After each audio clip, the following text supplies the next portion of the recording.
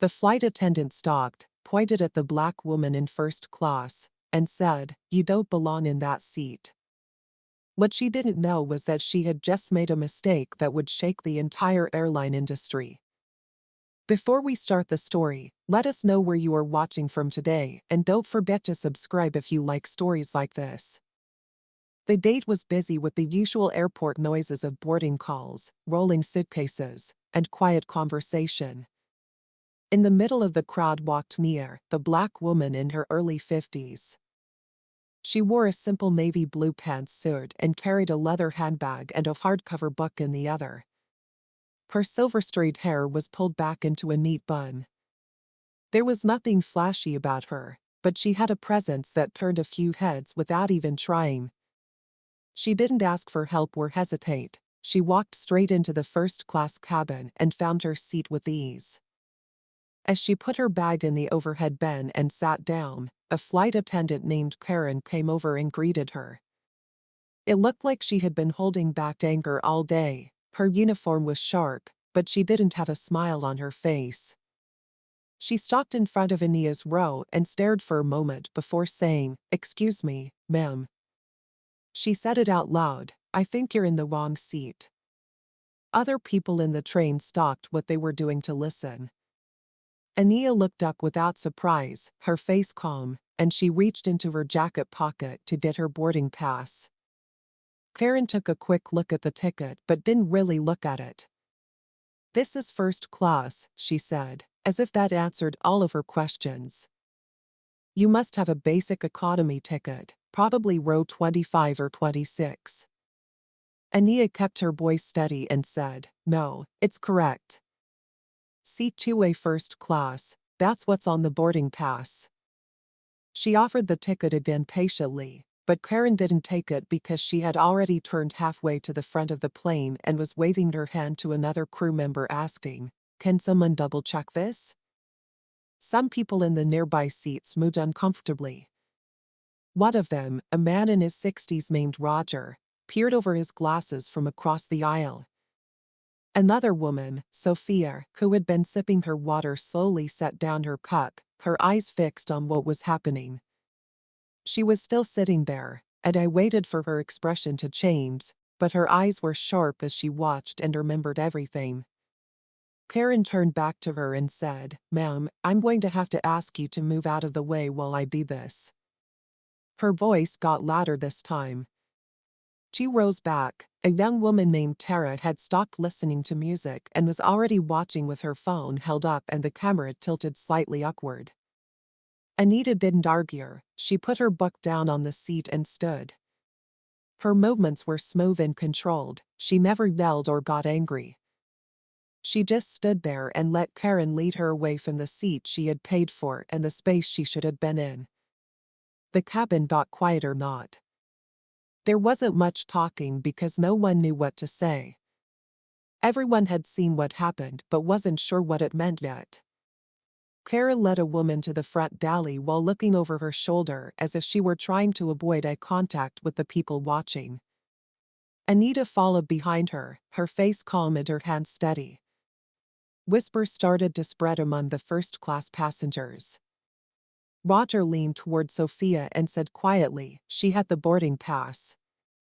"I saw it." Sophia raised an eyebrow.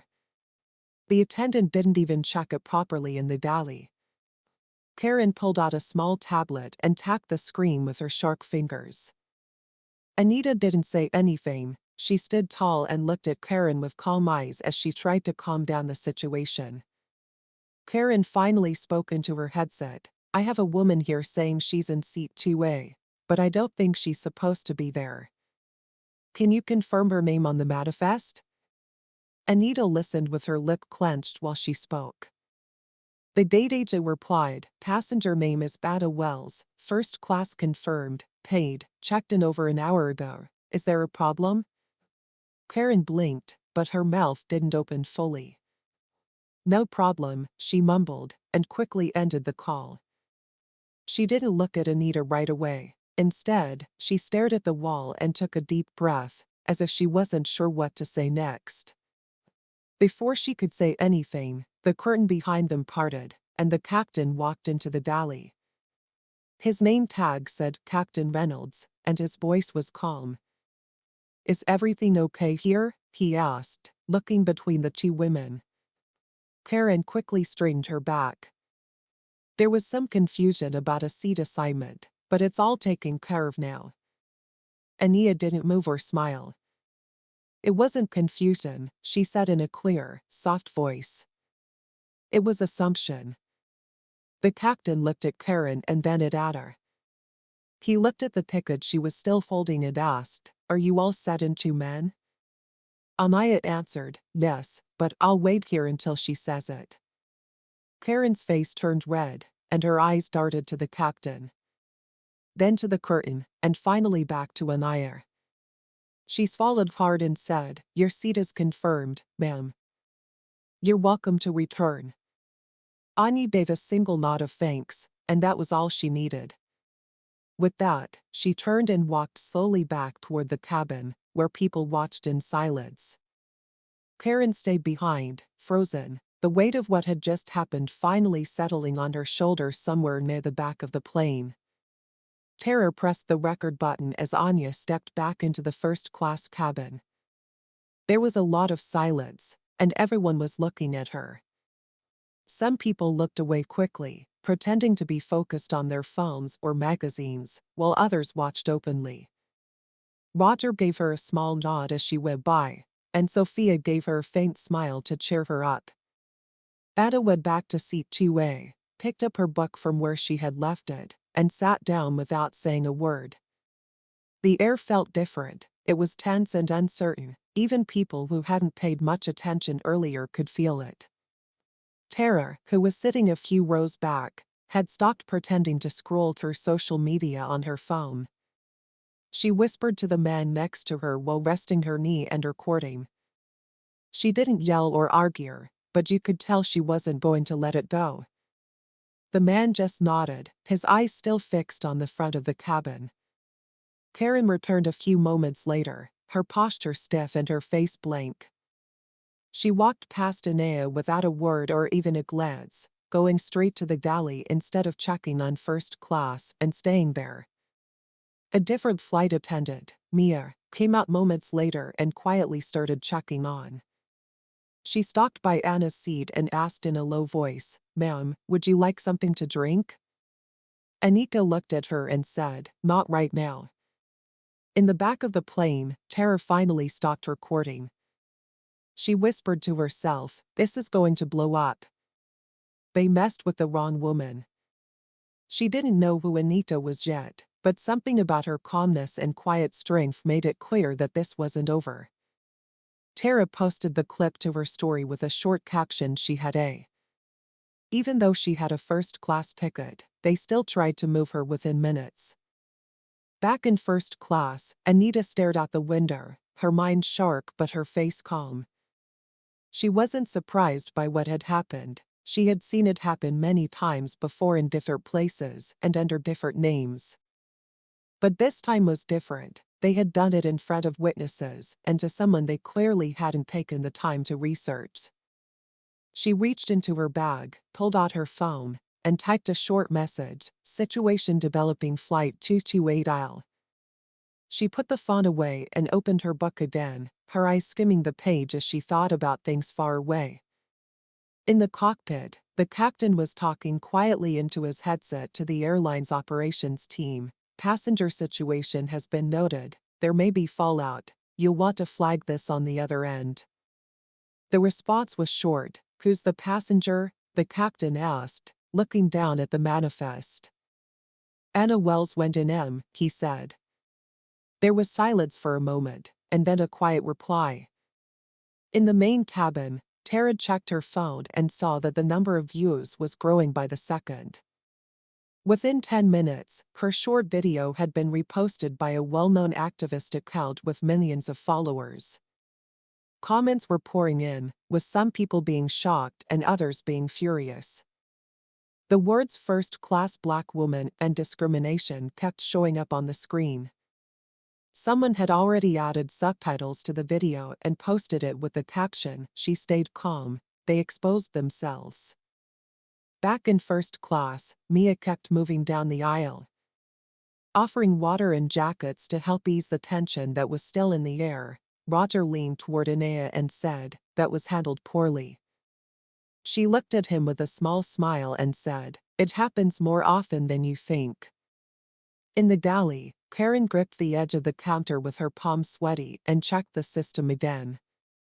Anna's ticket was not only valid, it was marked with a special Melt 6 clearance high-level government traveler. Karen's stomach turned because she hadn't bothered to. Before she realized she had made a big mistake, whispers were growing in the cabin and the other flight attendant was getting her quiet looks. Just then, the captain's voice came over the intercom, "Ladies and gentlemen, welcome aboard Flight 228. We're scheduled for an on-time departure. Please settle in and make sure your devices are in airplane mode. We'll be taking off shortly." As the plane started to taxi, Anita's phone buzzed. It was from her assistant on social media. Ania picked up the phone, locked the screen again, and put it back in her bag. She didn't flinch or react, but the message confirmed what she already knew. The incident wasn't just between her and a flight attendant, it had started to spread. Karen went back into the cabin and quietly sat down in the jump seat near the front. She avoided eye contact with everyone and kept her hands clenched in her lap. She hadn't been spoken to by corporate yet, but she knew it was going to be bad. One wrong assumption and a raised voice, and the airline was likely to face a storm it couldn't handle. As the plane took off, the seatbelt signs went off and the cabin became quiet, but it wasn't peaceful. It was a sense of waiting and watching. Something started when Karen spoke, and no one, not even Anita, knew how long it would last. 30 minutes into the flight, the cabin returned to normal. Drinks were served, trays were put away, and the sound of the engines filled the air.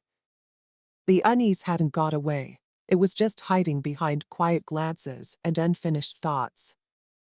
Anita sat with her book open again, but she wasn't reading it, her mind was somewhere else. She had spent years in courtrooms and meetings in closed chambers where silence held meaning. This moment felt the same. Something was happening, and she was letting it breathe in the galley. Karen stood facing the wall with her headset around her neck. Her mind was racing through excuses and explanations she hadn't caught Anita. Even though she told herself that she didn't know, another thought came to her. Would it have made a difference? She had seen a quiet black woman in a first-class seat and thought the worst, and now she couldn't change it. Mia stepped in quietly and said, "You should sit down." Karen didn't answer, so Mia looked at the curtain between them and first class and whispered, "Did you know who she was?" Karen's face fell so hard. Mia nodded and said, "Once she's a Supreme Court judge." Karen went pale and sank onto the jump seat, her hands shaking slightly. She hadn't just made a scene, she had publicly humiliated someone who had spent her life fighting injustice and whose name was respected in every legal and political circle in the country. She had done it with cameras rolling and witnesses, without even looking at the truth. In row 7, Tara stood up and almost dropped her phone. Her post had gone viral and dozens of big accounts had shared it, and one tweet said, "They tried to kick a Supreme Court judge out of first class. Imagine how they treat people with no power." She whispered to her seatmate, Omar, a quiet man in his 20s, "It's going viral, everyone's talking about it." Omar leaned over to see what her real title was, and Tara said, "She's been on the bench for almost a decade. I just looked it up. She's written opinions that change federal law."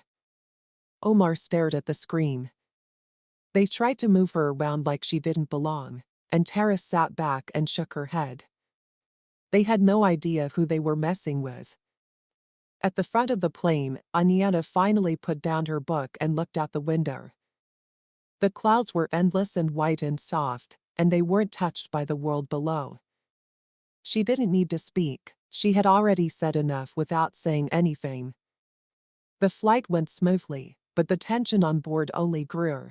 It wasn't just about one uncomfortable person. Truth started to spread outside of the plane as the minutes went by. More and more people outside of the plane were looking at what had happened in C2A. The video now had over 500,000 views and comments were coming in from all over the world. Law students were citing it as landmark cases, activists were calling out airline discrimination, and regular people were sharing their own embarrassing travel stories. It had become a symbol, a spark in the aisle. Karen stayed seated, her hands clasped. Her phone tried to call her boss, but the call didn't go through. She tried to look busy, but her mind was racing with thoughts of when someone from corporate would call her, the email, the meeting, the consequences, and the shame. Nia watched her from the other side of the galley and said, "You need to be ready. If not during the flight, right after we land." Karen didn't answer right away, so she took a deep breath and whispered, "I've been flying for 12 years. She had dealt with drunk people, medical emergencies, and angry customers, but she had never thought anything like this would happen.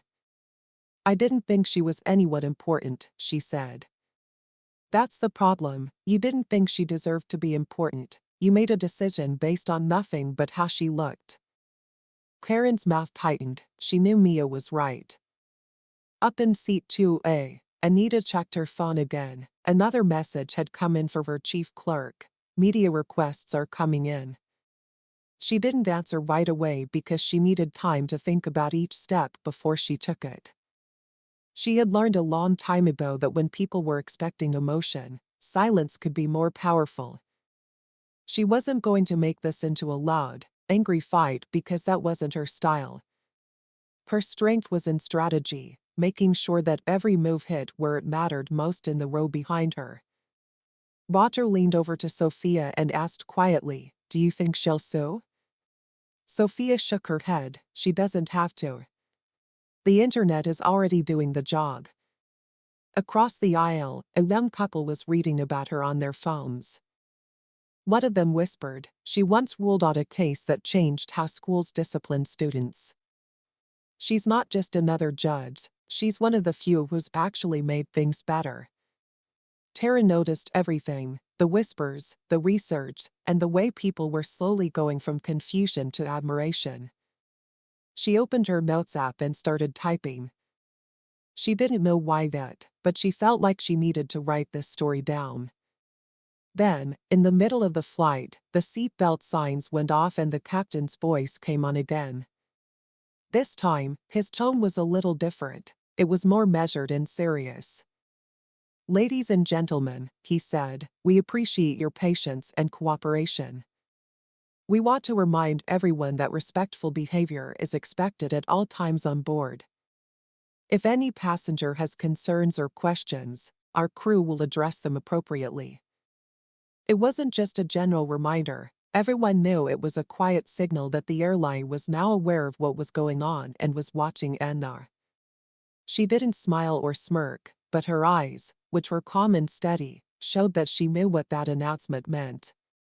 She had played this kind of game before, where institutions tried to fix their image faster than they fixed their behavior. She reached for her water and took a slow sip outside the window, where soft, white clouds rolled by, unaware of the storm that was brewing on the ground. In first class, the silence lasted longer than usual and felt heavy. It wasn't the calm kind that. Long flights, the ones that made people think before they spoke and made small things seem more important, every sip of water, every page turn, and every whisper, became more important because no one wanted to be caught saying the wrong thing or be the next person recorded. Anaya stayed still in her seat, her posture hadn't changed and her face didn't show any emotion, but everyone around her knew she wasn't like other passengers. It wasn't just the rumors anymore.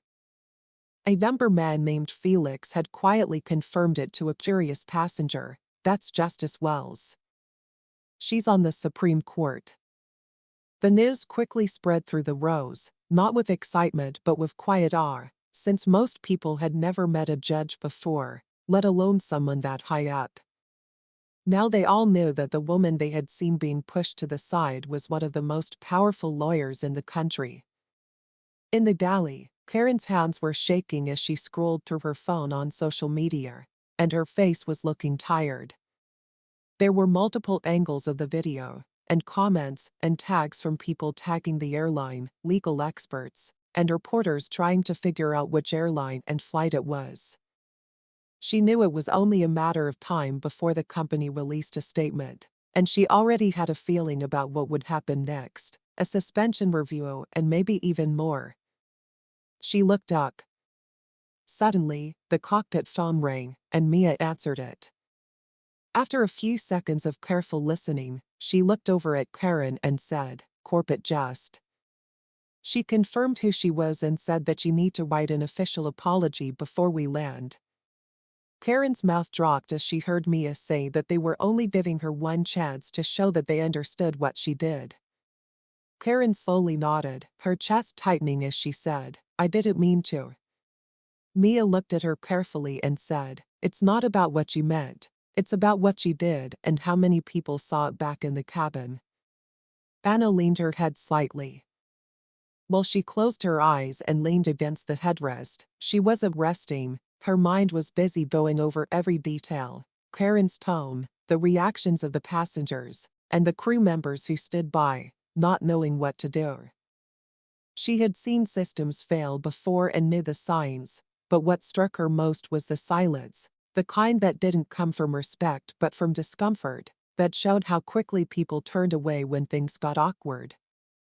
She didn't blame them, but she remembered every face that turned away. Tara still opened her laptop and wrote half a blog post. She wasn't trying to get clicks or followers, she just thought the story was important, not because a judge had been disrespected, but because the woman in the seat had been the only thing that stopped it from going further. If she hadn't been important, she typed, what would have happened if it had been any other black woman in that seat? The truth was hard to ignore at this point. People were shocked because of who had been mistreated, not because of who had. At the same time, Anya knew that she had been mistreated. In the operations room of the airline's headquarters, a group of executives were on a conference call going over the footage, the media response, and the growing backlash from the public. Someone said, "She's not just a judge, she's also a shareholder. She's been on our legal advisory board." The room went silent, as if that information hadn't reached everyone yet. She has the power to take this much further. Need to fix the damage now. Back in seat 2A, Anna opened her eyes again as Nia slowly walked up with a piece of paper in her hand. "Justice Wells," Nia said in a calm voice, "I've been asked to deliver an apology on behalf of our crew. We understand that what happened earlier was unacceptable." She handed the note to Anna with both hands and said, "Karen will speak with you before we land." Anna took the note and put it in her bag without giving it a second thought. Not knowing what to say next, she gave a small nod and stepped back. Nia turned her head slightly and looked out the window again, but her face couldn't be read. But beneath the silence, there was a sharpness that didn't forgive, a planned quiet. The sky outside had changed from bright blue to a muted gray as the plane got closer to its destination. Soft clouds rolled across the windows like a calm blanket, but the mood inside the cabin was anything but calm. First class sat in a strange stillness where people talked quietly behind open magazines or looked ahead without really looking. After what they had seen and what they now knew, no one had gone back to normal. Nia sat perfectly straight, her hands on her lap. She hadn't touched her book since she had to reseat herself. Her mind was too full of calculations, not emotions. She had learned a long time ago not to react in the moment, because reactions could be twisted, but calm, clear control left no room for excuses behind the curtain. Karen was pacing in the airline operations had just sent her a private message saying that they weren't waiting for landing anymore and were moving quickly. An internal report was already being written with her name at the center of it, and she knew that the apology they had told her to give wasn't just for show. It was her last chance to save what was left of her career. Nia stood at the entrance to the galley and asked her flatly, Are you going to do it? Karen rubbed her forehead and turned her head away. I've never apologized to A. Nia replied, not angry but with a sense of disappointment. Karen walked to the curtain, paused, smoothed out her uniform, took a deep breath, and then stepped out into the cabin. As she approached seat 2A, the whole section seemed to hold its breath. People who had been quiet earlier were now alert, their eyes wide open and their phones in their hands. Karen reached Anita's seat and spoke in a low but clear voice, "Nia Wells, I want to apologize for what I did earlier. I made a mistake, and I'm sorry for it. I shouldn't have questioned your seat, and I definitely shouldn't have raised my voice in that way. It was wrong." Ania looked at her, but her face couldn't be read. She let a few seconds pass to make the silence sharp, then she spoke. "What are you apologizing for?" she asked calmly. "For assuming you didn't belong in first class?" Karen blinked. "No, that's not the whole truth," Ania replied. "You didn't just assume I didn't belong." Ania went on, "You treated me as if I had done something wrong. You didn't ask to see my ticket, you told me to move, you raised your voice, you embarrassed me in front of a cabin full of strangers, and you did it because of how I look." Karen opened her mouth to say something, but nothing came out. Anna's voice stayed calm. "Before I accept your apology, I want to know if you understand the difference between a mistake and a choice." Karen's eyes dropped, and she said, "Yes." Anna didn't smile or nod, she just said, "The next time you decide who belongs where." Karen whispered something like, "I will." Anya slowly stepped back, her face was pale, her legs felt unsteady, she returned to the galley like a shadow. When she got to the jump seat, she sat down and stared at the floor, there was nothing else she could say. In the cabin, many people looked at Anya with quiet admiration. Roger lightly tapped the armrest and whispered, "Well said, Sophia," simply. She let out a breath she hadn't realized she'd been holding, and Tara, now fully focused, opened a new document on her laptop and started typing quickly. The conversation she had just seen wasn't just a powerful moment, it was also the perfect ending to the story she was already planning to tell. Not because Ania had yelled, there hadn't been any, not because there was drama, there hadn't been any, but because the truth had been told in public and no one could deny it. But still Anna didn't relax, fold her arms. Leaning back, she stayed calm and steady as she had throughout the flight because she knew this wasn't the end, it was just the beginning. The world outside hadn't heard from her yet, but they would, and when she spoke, they'd listen not because of her name or title, but because the truth, when spoken with calm precision, had more power than anger ever could. The cabin slowly went back to quiet conversation with the soft clinks of glasses, but something had changed permanently. That couldn't be fixed by snacks and good manners. The flight crew did their best to keep things going by refilling drinks, getting out hot towels, and asking passengers if they needed anything, but it all felt like a distraction. No one had forgotten what happened, and most of them weren't even trying. They knew they had just seen something powerful and rare. Ania stayed calm, not showing any signs of victory or satisfaction for her. This wasn't a moment of pride, it was a reminder that even at the highest levels, decades. Even though she was a famous and respected figure with a name in the highest circles of society, people would still treat her like a criminal for taking her rightful place.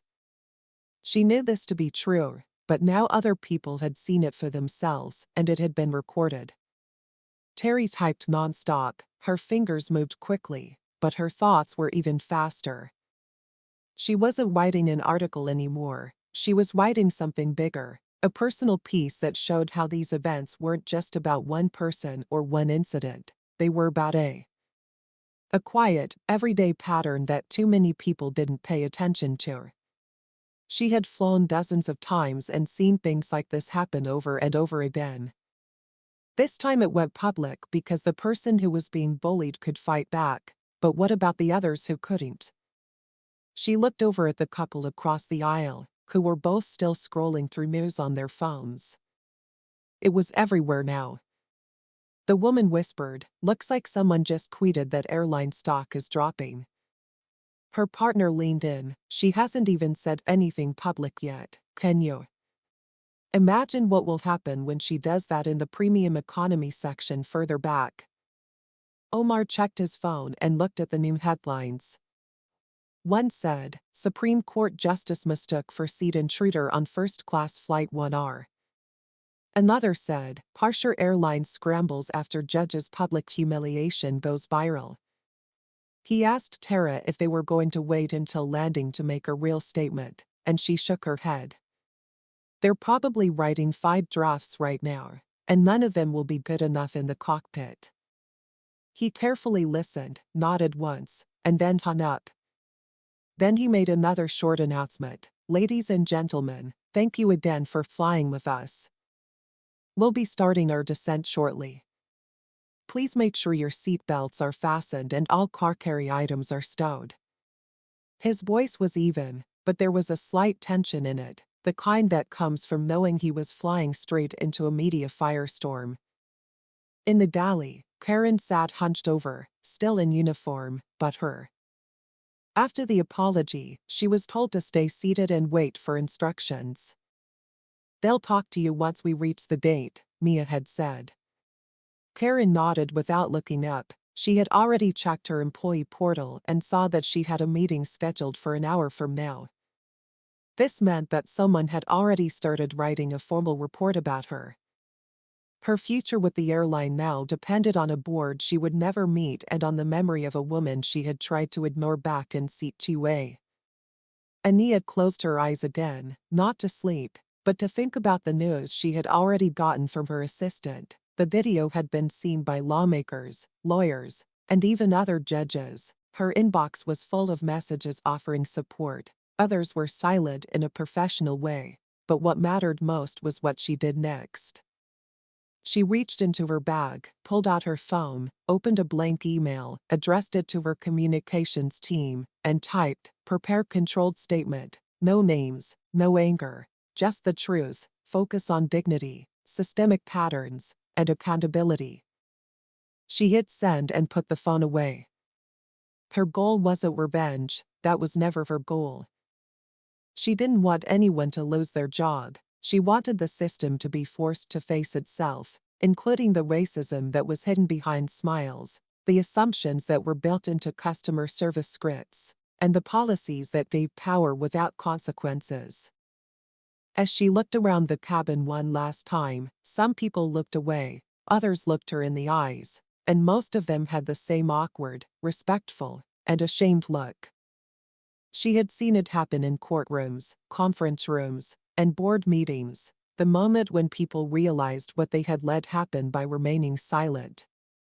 As the plane started its slow descent and the city below came into view through the windows, so did something else, a reckoning that had begun quietly with a voice that never needed to be raised and wasn't even close to ending yet.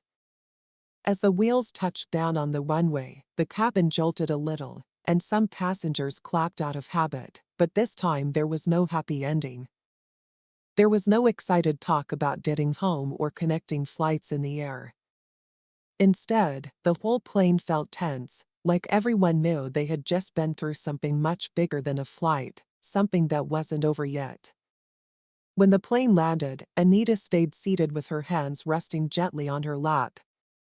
She didn't rush to get her things together or stand up. She waited as she always did, calm, collected, and in control. People around her were shifting around awkwardly in their seats, and some kept looking at her. Others looked away, as if they were still trying to figure out how such a strong presence had been so easily ignored hours before. The seatbelt bell rang, and the usual chaos started. People pushed into the aisle, opened overhead bins, and ripped bags open.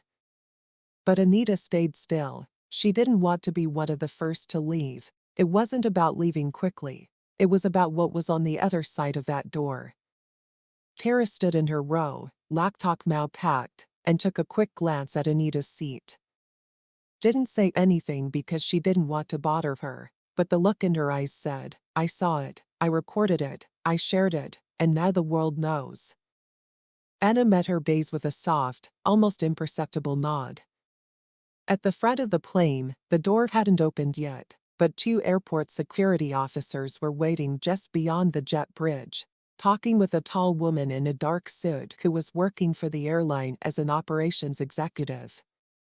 Her face was tense, and her eyes were fixed on the plane door as if it were going to blow. When the door to the plane opened, Captain Reynolds got out of the cockpit and walked to the front of the cabin. At first, he didn't say anything. He just stood there quietly and looked over the rows of first-class passengers. When he saw Nia, he gave her a slight nod, not in a forced or fake way, to show that he noticed. He then spoke softly to the lead attendant and stepped back. Nia, still shaken from what had happened earlier, moved carefully toward Nia Wells and said, We've been asked to ask that you stay on board for a moment. Representatives from our corporate office would like to speak with you if you're willing, she said with a neutral look on her face. I'm not here to ask for forgiveness, she replied. If they're here to listen, I'll speak, but only once.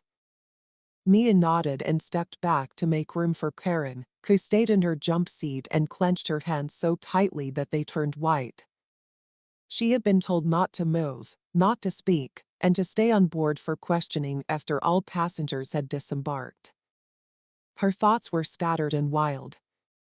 Part of her still wanted to explain to defend herself, but another part already knew that nothing she said could change what had been caught on camera, shared on social media, analyzed in articles, and burned into her memory.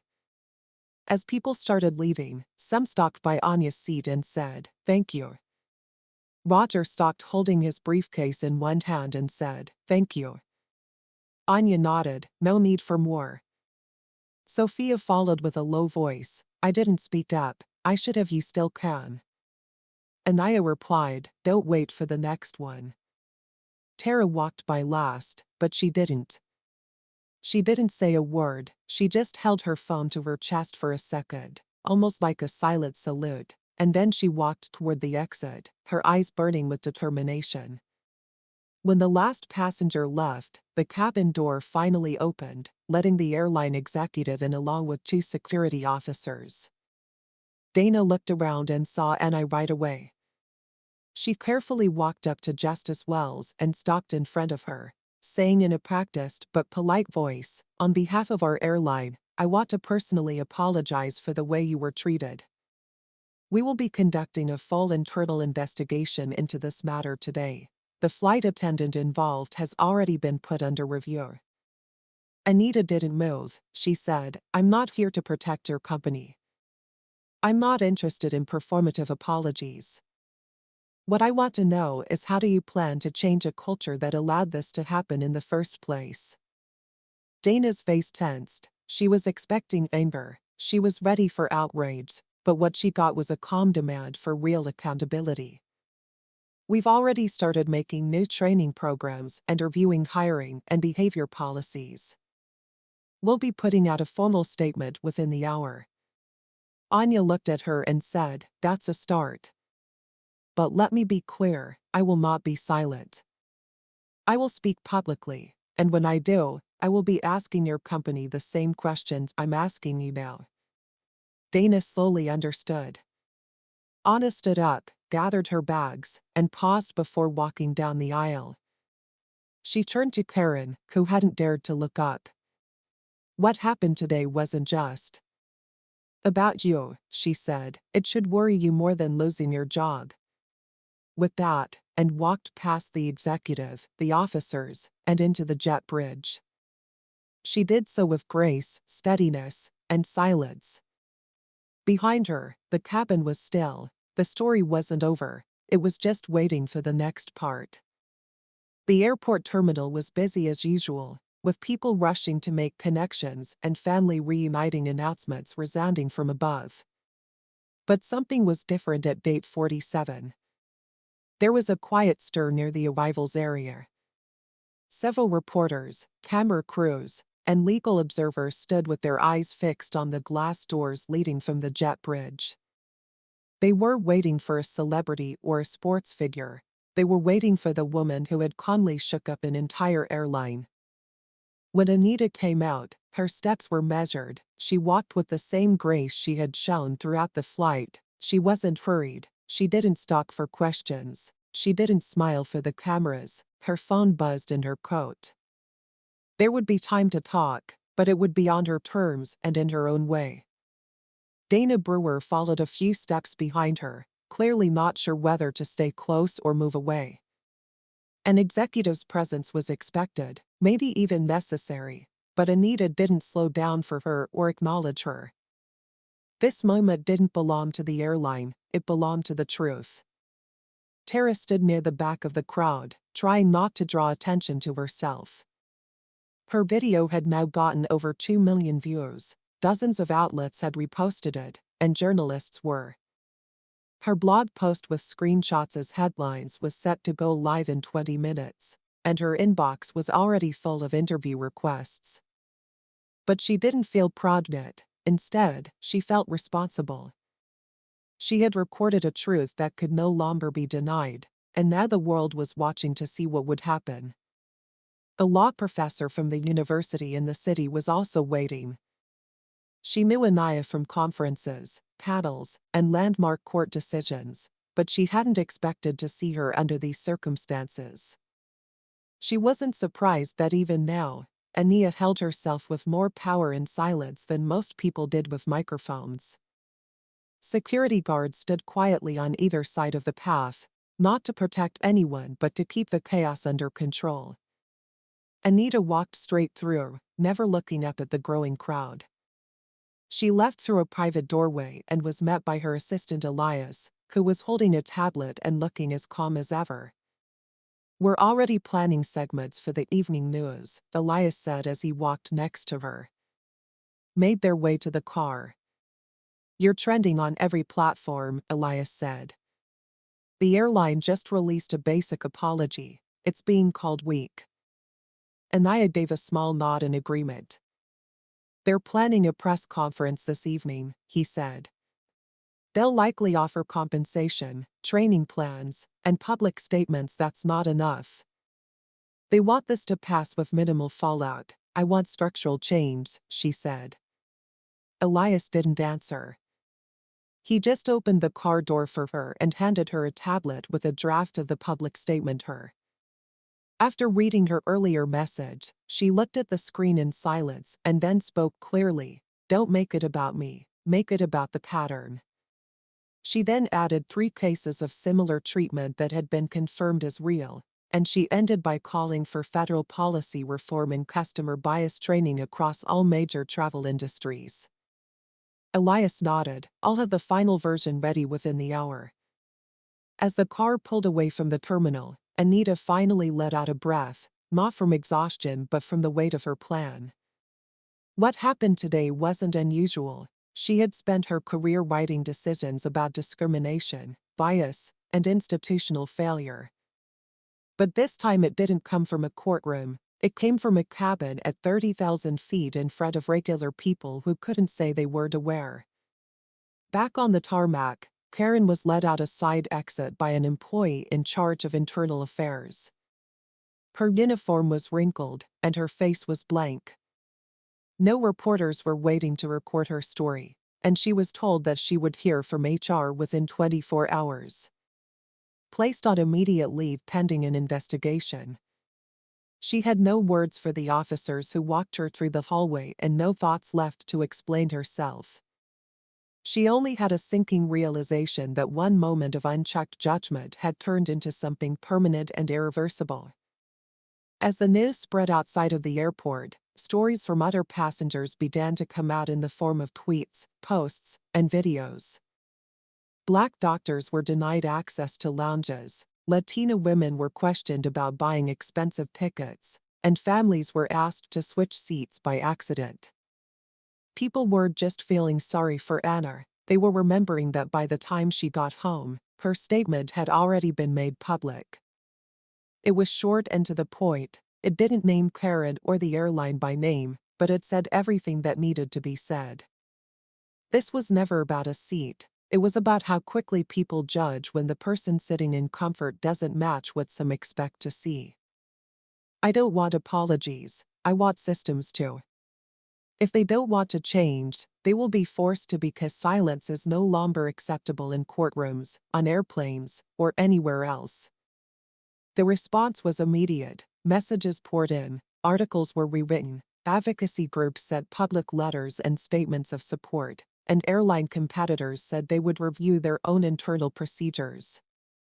The Federal Transportation Committee sent out a memo saying it would consider holding hearings, and Anna stayed calm throughout it all. She didn't want to be in the spotlight. Instead, she sat at her desk, drank tea, and looked over papers. She only spoke up when it was necessary, because this wasn't about the headlines, it was about what came after them.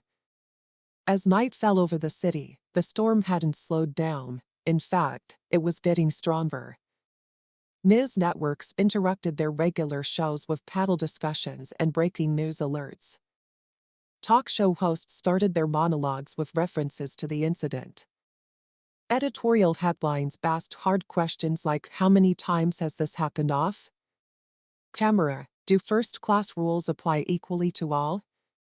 What does dignity look like when no one is watching? In every story, one name stood out in the middle. But the focus had changed. It wasn't about her seat anymore. It wasn't even about her title. People across the country were starting to talk about the pattern she had pointed out, how people of color's dignity was slowly being taken away in safe places like boardrooms, restaurants, hotel lobbies, and airplane cabins. Headquarters was very tense. The board of directors called an emergency meeting, and their public relations team was overworked and their customer service lines were full. Shareholders wanted answers, and their legal department knew that the woman at the center of the story wasn't just a famous passenger. She also had deep connections in federal regulatory circles, and her words could change policy, not just make headlines in a glass-walled conference room. CEO Marshall Dray. At the head of the table, screens showed real-time social media analytics. A red line showed that the brand's reputation was falling. One of the executives spoke carefully. She hasn't filed a legal complaint yet, and she doesn't need to. Someone else replied that the statement alone is doing more damage than a lawsuit ever could. Dr. Dre rubbed his temples and asked, "Where are we on a response plan?" They had already suspended the flight attendant and apologized, but the public wanted action, not words. She has made it clear that she doesn't want money or private meetings. She wants systemic change. She's making this a policy issue. Dr. Dre sat back slowly and then gave her one. The room went silent. Write a national policy recommendation on airline anti-bias protocols that includes training, oversight, passenger protection language, and everything else. Send it to her legal team to be looked over, and if she agrees, put her name on the advisory panel. But a director started to snap, "No more buts dry." Nia sat with Elias in a quiet office on the other side of the city and went over the proposal. She was reviewing it with Elias because she didn't want to be interrupted. A national civil rights group wanted her to lead a campaign, and a university wanted her to speak at a legal conference on systemic bias. All of the requests were urgent, but she picked carefully because she didn't want noise, she wanted precision. She pointed to a coalition proposal for federal guidelines on traveler equity and said, "Have them. Tell them I'll support it, but I want the first draft out in a week, not a month." A week. Elias nodded and typed quickly as she leaned back with her eyes wide. People have short attention spans, so if we let the story slow down, they'll move on. The pressure has to stay high until change is locked in across the city. Karen sat alone in her apartment with the lights off and her phone face down. Her suspension notice had arrived by mail. She hadn't checked her email or social media since the plane landed, and she hadn't left the house since. There had been no calls from her boss or a statement from the union, just silence, the kind that made you think or fall apart. She stared at the wall, haunted not only by what she had done but also by how easy it had been and how normal it had felt at the time. She kept thinking about the sound of her own voice raised in front of dozens of strangers, treating a woman with quiet dignity as if she were a problem that needed to be removed. The shame wasn't there.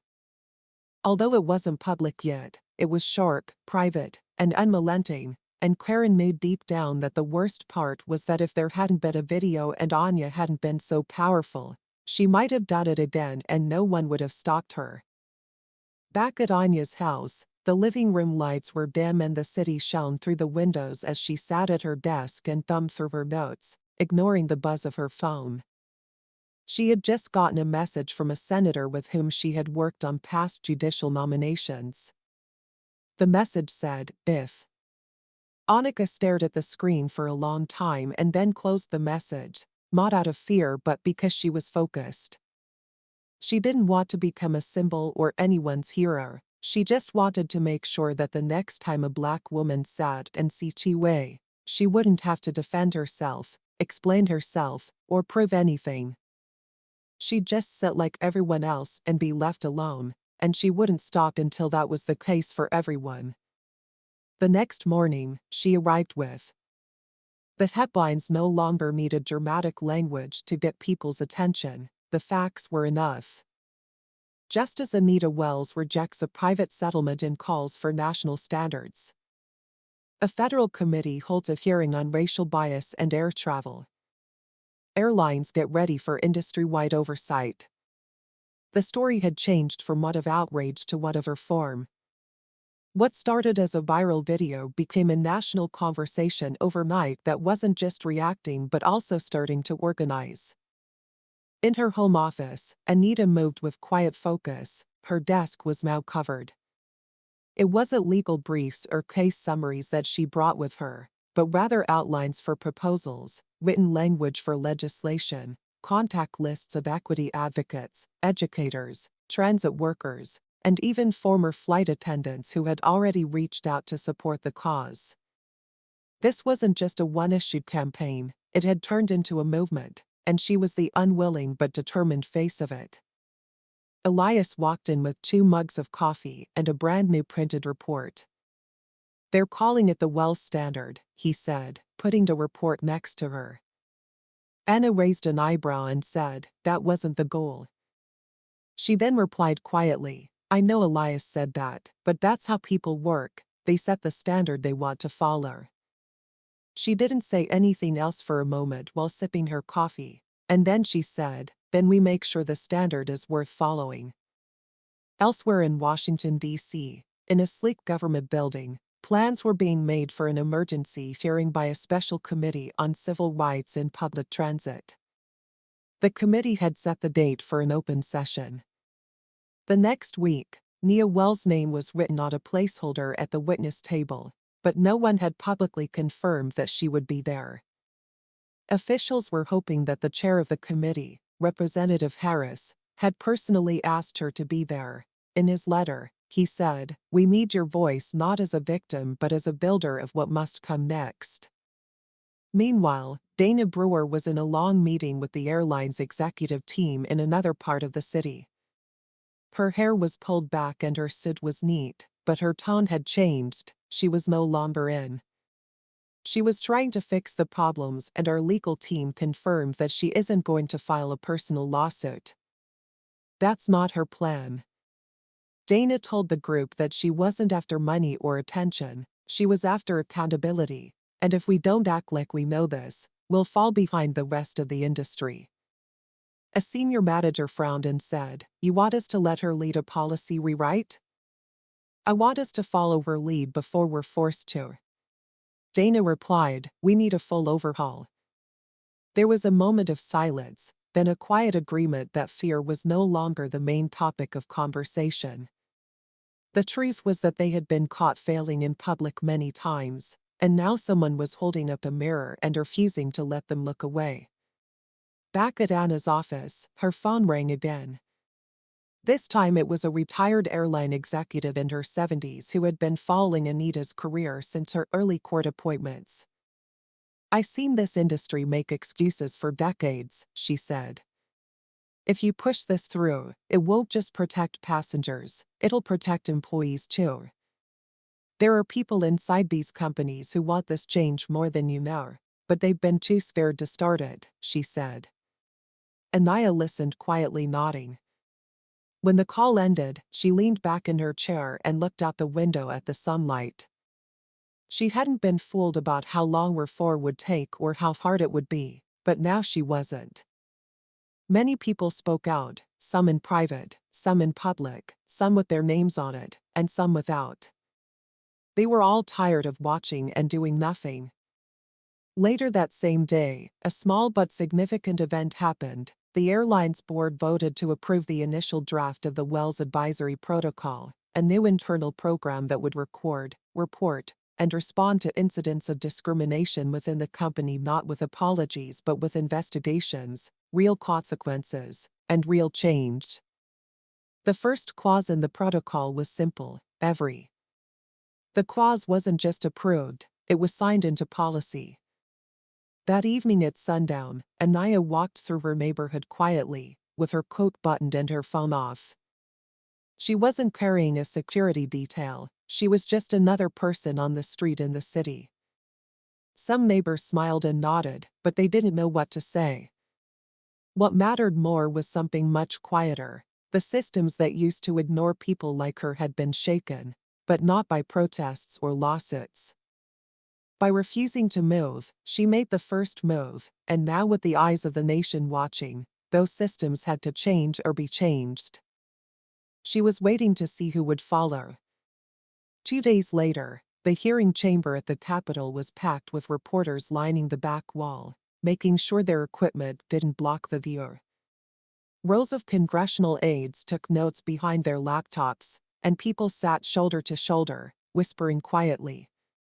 Many of the people there had never been to a hearing before. The mood in the room wasn't tense, but it was focused. Everyone knew this wasn't a normal meeting. It had the weight of something bigger than procedure.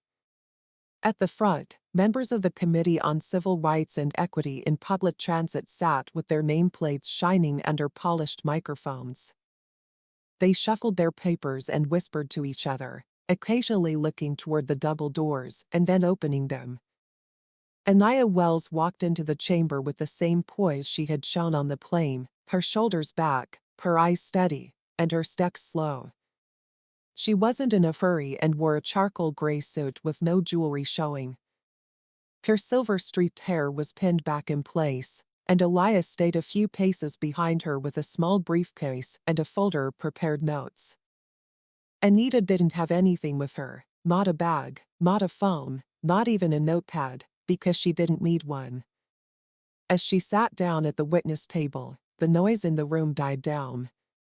The committee chair, Representative Harris, welcomed Justice and Nia Wells to the session and thanked them for their time. He paused to say, "We know that the public has been closely following the events of this week. This hearing is not about one flight, one airline, or one incident. This hearing is about patterns, about lived experience, and about the need for standards that protect dignity, equity, and travel." Anita gave a single nod when it was her turn to speak. She adjusted her microphone, took a deep breath, and began, "I am not here today because I was mistreated. I am here because my experience is one that. It's a reflection of the experiences of many others who don't have the title, platform, or privilege to have it taken seriously." There were no flourishes or dramatizations, just carefully chosen words. "I was told without question that I didn't belong in the seat I had paid for, not because of policy or protocol, but because of assumption. That assumption was formed over decades by an industry culture that too often lets bias happen without question. Questioned me wasn't acting out of character, she was part of a pattern that has gone unchecked because it is rarely recorded, rarely believed, and almost never punished. But it does exist." Members of the committee leaned forward, No one looks at their phones or shuffles papers. What happened on that flight was unacceptable, Anna said. But it wasn't the only time it happened. The camera, the witness, and the public response made it different. But change can't depend on those things. We can't build justice systems that only. We need systems that work because they're supposed to protect people in the first place. Her voice never rose, and she never pointed fingers, but the silence that followed every word felt thunderous. I'm suggesting the following: mandatory anti-bias training with real-world testing and accountability measures, federal guidelines on fair treatment of all passengers, regardless of appearance, a national database for reporting incidents of discrimination on flights, and third-party oversight. People in the room didn't gasp because her suggestions weren't shocking, they were obvious. What made them powerful was that they were coming from someone who couldn't be ignored. She leaned slightly toward the microphone and finally said, I would recommend that every airline, every terminal, and every employee read the statement issued by the airline that removed me, not because it was perfect. It wasn't, but because it revealed something far more important. What companies say when they don't want to be caught is what I want to see. That's where real culture lies, and that's where we need to start. The room was silent for a long time, and then Harris nodded and said, Thank you, Justice Wells. Your words are not only heard, they are now part of the record. Applause wasn't allowed in the chamber, but it wouldn't have mattered because the silence that followed was louder than any clapping. It was the silence of respect for the truth. Outside the building, dozens of protesters holding signs that said it's bigger than a seat and we all belong in first class waved them in the air. Later that day, Elias gave her a tablet with the full transcript of her speech that was already going viral, but she didn't read it. Instead, she asked, What are the air responses? He replied, 3 major airlines released statements supporting your recommendations, 2 said they'll implement parts of your framework, and 1 asked to meet with you. Elias asked what would happen next, and Anna looked out the window. Now we watch, she said, not for what they say but for what they do. With that answer, the hearing ended, but the accountability had only begun. Weeks went by, and the news cycle moved on to elections, celebrity scandals, and international crises, but something from that day on Flight 228 stayed in people's minds, not just in headlines but also in policy rooms and in private conversations. People started to change how they thought about authority, power, and belonging in a subtle way. Justice Nia Wells didn't go back to the public spotlight after the hearing. She wasn't interested in TV interviews, book deals, or foundation launches. She politely turned down awards and speaking tours and made it clear she wouldn't become a mascot for justice. I am not the story, she told Elias when a national news outlet offered her an exclusive prime-time special. The system is keep the attention there, but my influence grew. The federal committee she spoke to unanimously said that all major airlines should adopt the Wells Protocol within a month. The Department of Transportation said it would start writing a nationwide framework based directly on her proposals. Airlines that had been quiet at first now rushed to join the movement, not out of guilt but out of necessity. Shareholders pushed for internal reforms, and HR departments, which had been focused on repairing the damage, started going through training manuals line by line. The phrase Wells Standard became commonplace in business settings like airports, train stations, boardrooms, and anywhere else customers interacted with uniformed individuals who could decide at any time who belonged and who didn't. At universities, her testimony was required reading, and law students taking civil rights courses studied the tone, strategy, and restraint.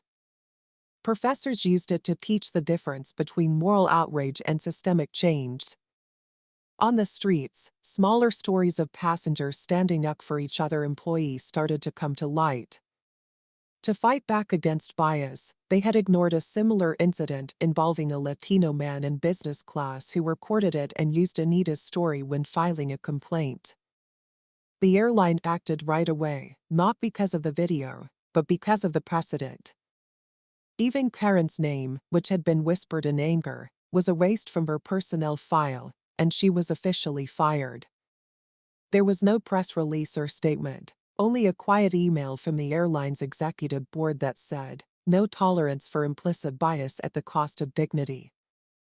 She moved out of state soon after and was said to be working in a different field. The world hadn't destroyed her, but it had moved on without her. One afternoon, months after the flight, Anita sat on a park bench under a sycamore tree.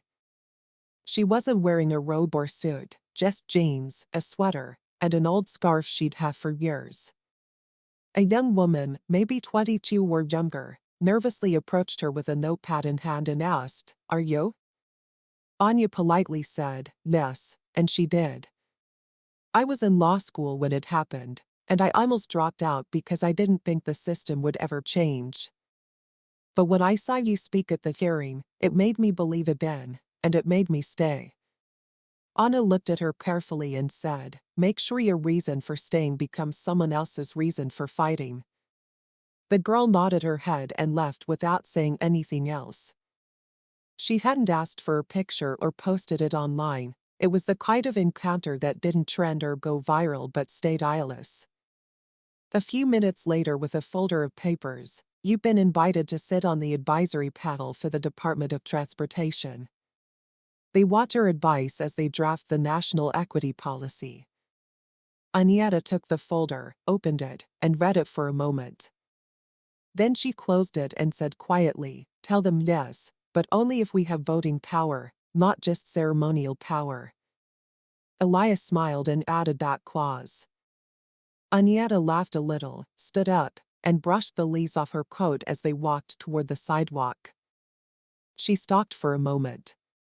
Looking ahead at the city, the streets were busy like any other day, with cars honking and people rushing about their daily lives. But somewhere in the middle of that chaos, the world had quietly and permanently changed because of one woman who refused to move. She did this without raising her voice, and by doing so, she made the whole system take a step back and then forward for everyone who came after her. Now Seat 2A was important, not because it was first class, but because someone had sat in it and refused to be told she didn't belong. Click like on the video, let us know what you think in the comments, and be sure to subscribe to get more stories like this every week.